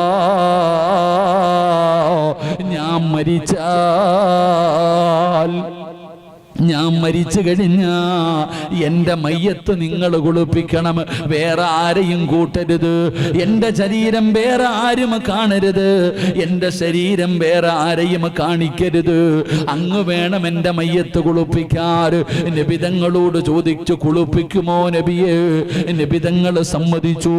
റസൂലുള്ളാഹിയോട് ഖദീജ ബീബി പറയുകയാ, 2ാമത്തെ ആഗ്രഹം എന്തെന്നറിയോ? അങ്ങയുടെ ചുമലിൽ കിടക്കുന്ന ഈ ഷാൾ എനിക്ക് വേണം നബിയേ. അങ്ങയുടെ ചുമലിൽ കിടക്കുന്ന ഈ ഷാള് എന്റെ കഫൻ തുണിക്കകത്ത് വെച്ചിട്ട് വേണം എന്നെ പുതിയാർ. അങ്ങയുടെ സുഗന്ധം എനിക്ക് വേണം നബിയേ. ഖബറിനകത്ത് ഖിയാമത്ത് നാൾ വരെ കിടക്കണമെങ്കിൽ അങ്ങില്ലാതെ പറ്റില്ല നബിയേ, അങ്ങില്ലാതെ പറ്റില്ല നബിയേ. അങ്ങയുടെ ചുമലിൽ കിടക്കുന്ന ഷാൾ എനിക്ക് വേണം നബിയേ, തരുമോ യാ റസൂലല്ലാഹ്? നബി തങ്ങളെ തലകുലിക്ക്. 3ാമതായിട്ട് ഖദീജ ബീബി പറയുകയാ, ഞാൻ മരിച്ച അവസാനം ഖബറിൽ ഇറക്കി വെക്കുമല്ലോ, എന്റെ ജനാസ ഖബറിൽ ഇറക്കുമ്പോ അങ്ങിറങ്ങണം നബിയേ, ഖബറിനകത്തിറങ്ങണം നബിയേ, ജനാസ ഇറക്കി വെക്കണം നബിയേ. എന്റെ കബളിന്റെ താഴെ നിങ്ങൾ വേണം മണ്ണ് വാരി വെക്കാൻ. അല്ലാഹുവിന്റെ റസൂലിനോട് തന്റെ പ്രിയപ്പെട്ട ഭാര്യ പറഞ്ഞു കൊടുക്കുകയാ. ഫാത്തിമ കാണുകയാ, ഫാത്തിമ ഉമ്മ പറയുന്നത് മുഴുവനും കേൾക്കുകയാ. വാപ്പയും ഉമ്മയും തമ്മിലുള്ള ബന്ധം പഠിക്കുകയാ. എന്റെ പ്രിയപ്പെട്ട പെങ്ങള്, ഖദീജ ബീബി റളിയല്ലാഹു തആല അവിടുന്ന് മരണപ്പെട്ടു. നബി തങ്ങളാ കുളിപ്പിച്ചത്. ഒരു ഭർത്താവ് തന്നെയാണ് ഭാര്യയുടെ ജനാസ കുളിപ്പിച്ചത്. അല്ലാഹുവിന്റെ റസൂൽ ഖദീജ ബീബി റളിയല്ലാഹു തആല അൻഹയുടെ ജനാസ കുളിപ്പിക്കുകയാ. അവിടുന്ന് കഫം പൊതിയ സമയമാകുമ്പോ ചുമലിൽ കിടന്ന ഷാളെടുത്തിട്ട് നബി തങ്ങൾ ചുംബിക്കുകയാ. നബി തങ്ങൾ ചുംബിക്കുകയാ. ഖദീജ ബീബി റളിയല്ലാഹു തആല അൻഹയുടെ കഫം തുണിക്കകത്ത് വെച്ച് പൊതിയുകയാ. ജനാസ നമസ്കാരം കഴിഞ്ഞു. അല്ലാഹുവിന്റെ പ്രവാചകൻ സ്വല്ലല്ലാഹു അലൈഹി വസല്ലമ തങ്ങൾ ഖദീജ ബീബി റളിയല്ലാഹു തആല അൻഹയുടെ ജനാസ ഖബറിലേക്ക് ഇറക്കുമ്പോ നബി തങ്ങൾ ഇറങ്ങുകയാണ്. നബി തങ്ങൾ ഇറങ്ങുകയാ. ഖബറിനകത്തിറങ്ങി ഖദീജ ബീബി റളിയല്ലാഹു തആല അൻഹയുടെ ജനാസ അവിടുന്ന് നബി തങ്ങൾ വാങ്ങി ഖബറിലേക്ക് ഇറക്കി വെച്ചു. അവിടുന്ന് കെട്ടുകൾ അടിച്ചു മാറ്റി. നബി തങ്ങൾ മണ്ണ് വാരുമ്പോ സുബ്ഹാനല്ലാഹ്, അല്ലാഹുവിന്റെ റസൂലിന്റെ കണ്ണുനീര് ഒഴുകുകയാണ്. താടിരോമത്തിലൂടെ ഖദീജ ബീബിയുടെ കഫം തുണിയുടെ മുകളിലേക്ക് വീഴുകയാ. നബി തങ്ങളാണ് ഖദീജ ബീബിയുടെ കബളിന്റെ താഴെ മണ്ണ് വെച്ച് കൊടുത്തത്. എന്റെ പ്രിയപ്പെട്ടവരെ, ഖദീജ ബീബി റളിയല്ലാഹു തആല അൻഹ മരണപ്പെടുന്ന രംഗം ഫാത്തിമ എന്ന മകള് കാണുകയാ. ഇനി പടച്ചവനെ 63-ാമത്തെ വയസ്സിൽ അല്ലാഹുവിന്റെ റസൂല് രോഗം പിടിച്ച് കിടക്കുമ്പോ ഫാത്തിമ എന്ന് പറയുന്ന പൊന്നുമോള് അലിയാര് തങ്ങളെന്ന ഭർത്താവിനോട് അവിടെ അനുവാദം ചോദിച്ചു. എന്റെ ഉപ്പാന്റെ അടുക്കൽ എനിക്ക് പോകണം. അവിടെ അനുവാദം ചോദിച്ചിട്ട് കടന്നു വന്നു. ഫാത്തിമ ബീബി റളിയല്ലാഹു തആല അൻഹ നബി തങ്ങളുടെ വീട്ടിലേക്ക് വരുമ്പോ അല്ലാഹുവിന്റെ റസൂല് രോഗം പിടിച്ച് കിടക്കുകയാ. പെങ്ങളെ, അല്ലാഹുവിന്റെ റസൂല് പൊന്നുമോട് കടന്നു വരുമ്പോ നബി തങ്ങൾ എഴുന്നേക്കുമായിരുന്നു. ഫാത്തിമ എപ്പോ വന്നാലും നബി തങ്ങൾ എഴുന്നേക്കുമായിരുന്നു. പെൺകുട്ടികളെ കാണുമ്പോൾ വാപ്പ എഴുന്നേക്കണമെന്നാണ് നബി തങ്ങൾ ഫാത്തിമ വന്നാ എഴുന്നേറ്റ് നിൽക്കുമായിരുന്നു. ഫാത്തിമയുടെ നെറ്റിത്തടത്തിൽ ഉമ്മ കൊടുക്കുമായിരുന്നു. അത്രയ്ക്ക് സ്നേഹമാണ് നബി തങ്ങൾക്ക്. പക്ഷേ നബി തങ്ങളെ സുഖമില്ലാതെ കിടക്കുമ്പോ ഫാത്തിമ എന്ന പൊന്നുമോള് വന്നപ്പോ നബി തങ്ങൾ ഫാത്തിമാനെ കെട്ടിപ്പിടിച്ച് ചുംബനം കൊടുക്കുകയാ. എന്നിട്ട് വാപ്പാന്റെ അടുത്ത് വന്ന് ഫാത്തിമ ഇരിക്കുമ്പോ നബി തങ്ങൾ പറഞ്ഞു, ഫാത്തിമ, ഉപ്പാടെ മരണമെടുത്തു മോളെ. ഫാത്തിമ കരയുകയാ. വാപ്പ മരിക്കാൻ പോകുകയാണെന്ന് പറയുമ്പോ, ഉപ്പാടെ മരണമെടുത്തെന്ന് പറയുമ്പോ ഫാത്തിമ വല്ലാതെ കരയുകയാ. പൊന്നുമോള് തേങ്ങി തേങ്ങി കരയുന്നത് കണ്ടപ്പോ നബി തങ്ങൾ രണ്ടാമതും വിളിച്ചു, മോളെ ഫാത്തിമ, അടുത്തത് നീയാ ഫാത്തിമ. എന്റെ പുറകില് നീയുണ്ട്, എന്റെ തൊട്ടു പുറകില് നീയുണ്ട്. മരണം പറഞ്ഞപ്പോ ചിരിച്ച പെണ്ണാണ് ഫാത്തിമ.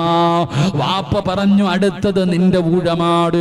എന്റെ കുടുംബത്തിൽ ആദ്യമായിട്ട് മരിക്കുന്നത് നീയാ ഫാത്തിമ. ഫാത്തിമ ബീബി റളിയല്ലാഹു തആല അൻഹ ചിരിക്കുകയാ. പടച്ചറപ്പേ,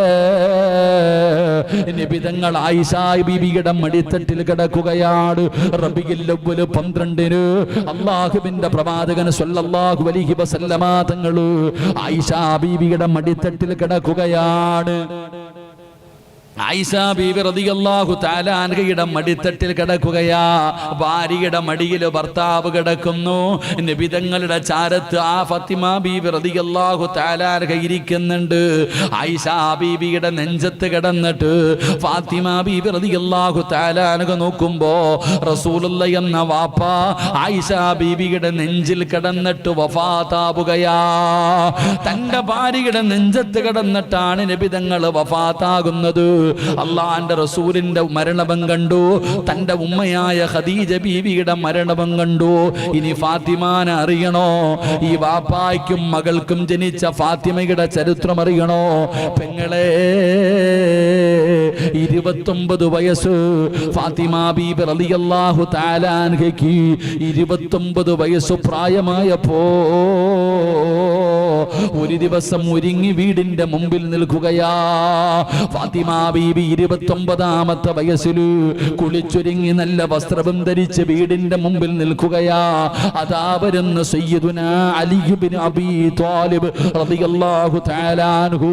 അലിയാർ തങ്ങൾ വീട്ടിലേക്ക് വരുമ്പോ ഉമ്മ നിന്നതുപോലെ റസൂലുള്ള വന്നപ്പോ 65-ാമത്തെ വയസ്സിൽ ഉമ്മ നിന്നതുപോലെ 29 വയസ്സുള്ള ഫാത്തിമ ബീബി റളിയല്ലാഹു തആല അൻഹ വീടിന്റെ വാതിലിൽ കുളിച്ചൊരുങ്ങിയിട്ട് നിൽക്കുകയാ. അലിയാർ തങ്ങൾ കടന്നു വന്നു, സലാം പറഞ്ഞു സ്വീകരിച്ചു, കഴിക്കാൻ ഭക്ഷണം കൊടുത്തു. അലിയാർ തങ്ങളുടെ മടിയിൽ തല വെച്ചു. എന്നിട്ട് പറഞ്ഞു, അലിയേ, എന്റെ ഹസനും ഹുസൈനിനെയും പൊന്നുപോലെ നോക്കണേ. എന്റെ ഹസനിനെയും ഹുസൈനിനെയും എന്റെ മക്കളെ പൊന്നുപോലെ നോക്കണേ. എന്റെ മക്കളെ തല്ലരുത്, എന്റെ മക്കളെ വേദനിപ്പിക്കരുത്.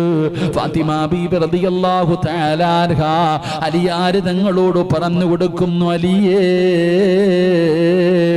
പോകാ സമയമായി, എന്റെ മരണമടുത്തു അലിയേ, എനിക്ക് പൊരുത്തം തരണേ അലിയേ. ഫാത്തിമ ബീബി റളിയല്ലാഹു തആല അൻഹ അലിയാർ തങ്ങളോട് പറയുകയാ, ഞാൻ മരിച്ച പകല് ഖബറടക്കരുത്, രാത്രിയിൽ വേണമെന്ന ഖബറടക്കാൻ, രാത്രിയിൽ വേണമെന്ന ഖബറടക്കാൻ.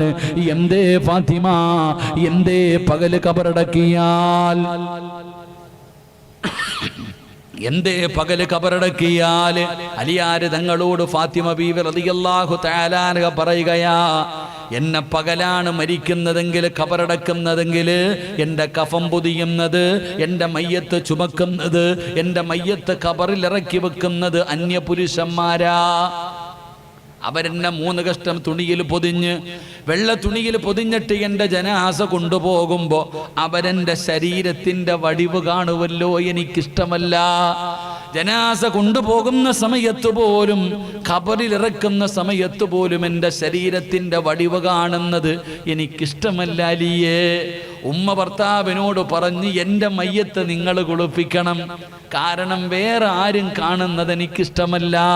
ആ ഉമ്മയുടെ മകള് പറയുകയാ, എന്നെ രാത്രിയിൽ വേണം ഖബറടക്കാൻ, കാരണം ജനാസ കൊണ്ടുപോകുമ്പോ പോലും ഒരാളും എൻ്റെ ശരീരം കാണുന്നത് എനിക്കിഷ്ടമല്ല. പെങ്ങളെ, കല്ലമ്പലത്തും കടുവാപ്പള്ളിയിലും പോയി ഫർദ വാങ്ങുമല്ലോ, ഇട്ട് നോക്കിയിട്ടാണ് വാങ്ങുന്നത്. അത് വാങ്ങിച്ച് വീട്ടിൽ കൊണ്ടുവന്നിട്ട് രണ്ടാമതും സ്റ്റിച്ച് ചെയ്യുമല്ലോ. ഇറങ്ങിക്കിടക്കാര്, നിനക്കിത് തിരിയില്ല പെങ്ങള്. അള്ളാന്റെ റസൂലിന്റെ പൊന്നുമോള് അവസാനം അവിടെ നിന്നുറപ്പേ അലിയാർ തങ്ങളുടെ മടിത്തട്ടിൽ കിടന്ന് അവിടെ നിന്ന് പൊരുത്തം ചോദിച്ചിട്ട് യാത്രയായി എന്ന് ചരിത്രം പറയുമ്പോ, മക്കളെ വളർത്തേണ്ടത് ഇങ്ങനാവുപ്പാ, മക്കളെ വളർത്തേണ്ടത് ഇങ്ങനാണ്. നമ്മുടെ മക്കളെ നമ്മൾ നല്ല നിലയിലാണ് വളർത്തേണ്ടത്. വളർത്തണമെങ്കിൽ ആദ്യം ഉമ്മ നേരെയാകണം, വാപ്പ നേരെയാകണം, നിങ്ങൾ ദീനുള്ളവരാകണം, നിങ്ങൾ നിസ്കരിക്കുന്നവരാകണം, നിങ്ങൾ ഖുർആൻ ഓതുന്നവരാകണം, നിങ്ങൾ ശരീരം മറക്കുന്നവരാകണം, നിങ്ങൾ അല്ലാഹനെ ഭയന്ന് ജീവിക്കുന്നവരാകണം. ഇത് കണ്ടു വളരുന്ന മക്കള് അവരും നല്ല മക്കളാവുകയാ, അവര് സ്വാലിഹീങ്ങളാവുകയാ, അവര് നിനക്ക് സ്വർഗത്തിലേക്ക് കൊണ്ടുപോകുന്ന മക്കളാവുകയാ. അല്ലാതെ നിങ്ങൾ വളരെ മോശമായ ജീവിതം നയിച്ചിട്ട് നിങ്ങളുടെ മക്കളെ നന്നാകണമെന്ന് വിചാരിച്ചാ നടക്കുന്ന കാര്യമല്ലോ. അതുകൊണ്ട് ഈ സദസ്സിലിരിക്കുന്നവരോട് പറയുകയാ, നല്ല മക്കളെ വെറുതെ കിട്ടില്ല, കഷ്ടപ്പാടുണ്ട് വാപ്പാ, ഒരുപാട് ത്യാഗമുണ്ട്, ഒരുപാട് പരിശ്രമമുണ്ട്. പടച്ചവനെ, ഇന്നും ഒരു പിതാവ് പറഞ്ഞത്, ഉസ്താദേ, എന്റെ പൊന്നുമകളൊന്ന് നന്നാകാ ദുആ ചെയ്യടേ ഉസ്താദേ, സഹിക്കുന്നില്ല എന്റെ മകള് നന്നാകാൻ. എന്റെ പൊന്നുമോള് ഉമ്മാനെ തല്ലുകയാ, ഉമ്മാനെ പിടിച്ച് തള്ളുകയാ, ഉമ്മാനെ ചീത്ത പറയുകയാ. അതുകൊണ്ട് എന്റെ മകള് നന്നാകാ ദുആ ചെയ്യണേ എന്ന സങ്കടത്തോടെ ഒരു ഉമ്മ ഇന്നും പറഞ്ഞതാണ്. അതുകൊണ്ട് എന്റെ പ്രിയപ്പെട്ടവരോട് പറയുകയാ, കാലം വളരെ മോശമാണ്. ഈ മോശമായ കാലഘട്ടത്തിൽ നമ്മുടെ മക്കൾ നല്ലവരാകണോ? ആദ്യം നമുക്ക് നന്നാകാം, നമുക്ക് നല്ലവരാകാം. അല്ലാഹുവേ, ഞങ്ങളുടെ മക്കളെ നീ നന്നാക്കണേ അല്ലാ. ദുനിയാവിലും ആഖിറത്തിലും ഉപകരിക്കുന്ന മക്കളാക്കണേ അല്ലാ. നമ്മുടെ മക്കൾ നന്നാകണമെങ്കിൽ ആദ്യം നമ്മൾ നന്നാകണം. നമ്മുടെ മക്കൾക്ക് മാതൃകയാകുന്ന വാപ്പയും ഉമ്മയുമായി നമുക്ക് മാറാൻ കഴിയണം. അള്ളാഹു നമുക്കതിനുള്ള ഭാഗ്യം നൽകി അനുഗ്രഹിക്കുമാറാകട്ടെ. അള്ളാഹു അതിനുള്ള ഭാഗ്യം നൽകി അനുഗ്രഹിക്കുമാറാകട്ടെ. എൻ്റെ പ്രിയപ്പെട്ട സഹോദരങ്ങളെ, അതുകൊണ്ട് മാതാപിതാക്കൾക്ക് മക്കളോട് ചില കടമകളുണ്ട്. ഒന്നാമത്തെ കടമ, അവന് നല്ല ഒരു ഉമ്മയെ കൊടുക്കണം, അവനെ നല്ല ഒരു ഉമ്മയെ കൊടുക്കണം. അതുകൊണ്ട് പെണ്ണ് കെട്ടിയ നിങ്ങളോട് പറയുന്നത്, നിങ്ങൾ ദുആ ചെയ്യ്, നല്ല കാര്യങ്ങൾ ചെയ്യ്. അള്ളാഹു നമ്മുടെ മക്കളെ നന്നാക്കി തരുമാറാകട്ടെ, നമ്മുടെ ഭാര്യമാരെ നന്നാക്കി തരുമാറാകട്ടെ, നമ്മുടെ ഭർത്താക്കന്മാരെ അള്ളാഹു നന്നാക്കി തരുമാറാകട്ടെ.